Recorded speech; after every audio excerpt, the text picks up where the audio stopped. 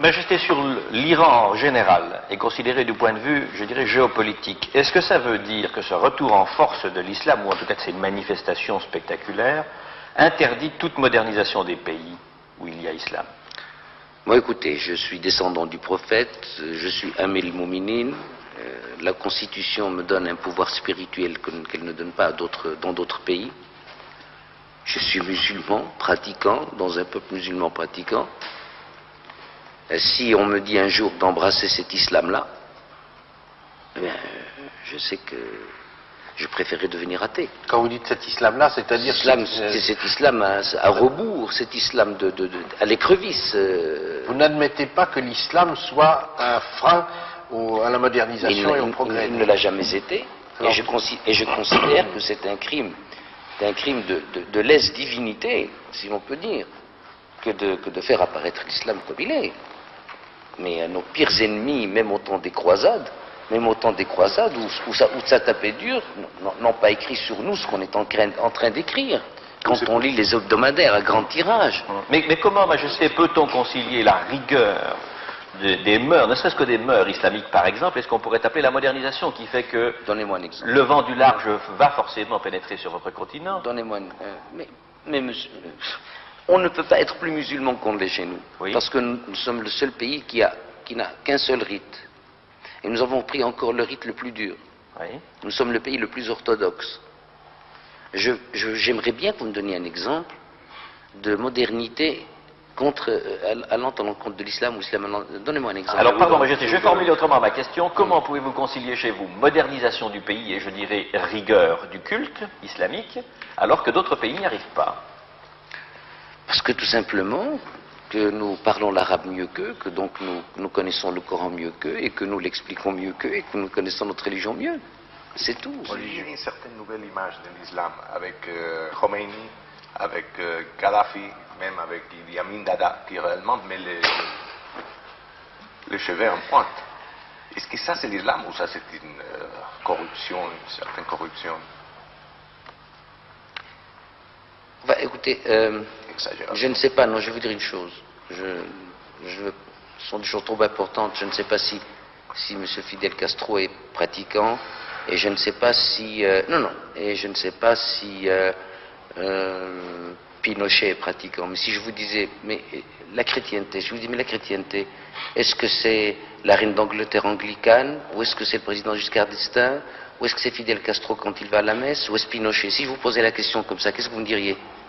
Non, je vous dirais. On irait voir s'ils vont à la messe.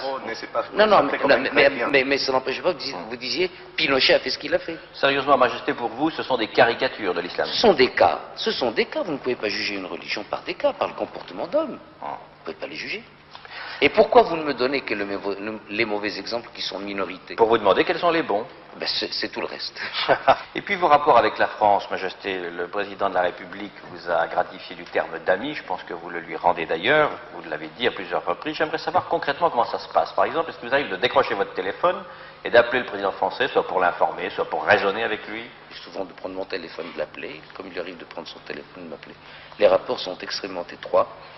Surtout, ce qui est d'important dans ces rapports, c'est que si un impératif français, je dis bien, un impératif français supérieur se trouvait être en contradiction ou en conflit avec les relations amicales que nous avons, il aurait le courage de me l'expliquer.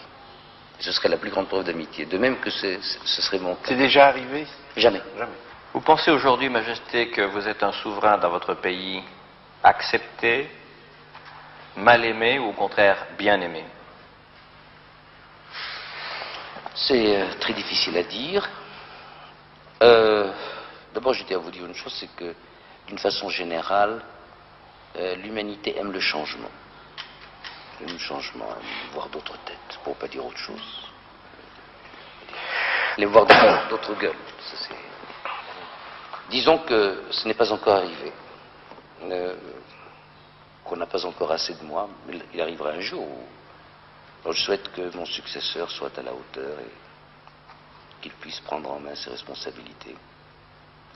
Je pense, dans la mesure où les âmes et les cœurs vivent en communion, Je pense que je suis aimé parce que mon peuple sait que je l'idolâtre. Et vous savez, l'amour réciproque, c'est un petit peu comme le choc en retour. Frappe, prenez une balle. Plus fort vous en frapperez le mur, plus fort elle vous reviendra. Aimez au maximum la personne que vous voulez aimer. Aimez-la au-delà de toute limite. Le choc reviendra avec autant de force, je n'en sais rien. Autant d'amplitude, je n'en sais rien, mais il reviendra. Tant que j'aimerai mon peuple et que je l'idolâtrerai, je pense que mon peuple me supportera et m'aimera un petit peu. Majesté, je voudrais remercier le souverain du Maroc et l'hôte que vous êtes de nous avoir reçus d'abord si longtemps pour une émission d'une dimension un peu exceptionnelle et surtout avec cette liberté de ton dont mes deux confrères, Edouard Sablier et Juan Salas, ainsi que moi-même, avons pu bénéficier. Il y aura la semaine prochaine un autre V3, nouveau vendredi. Celui-là retrouvera le cadre normal de son studio. Bonne fin de soirée. Merci.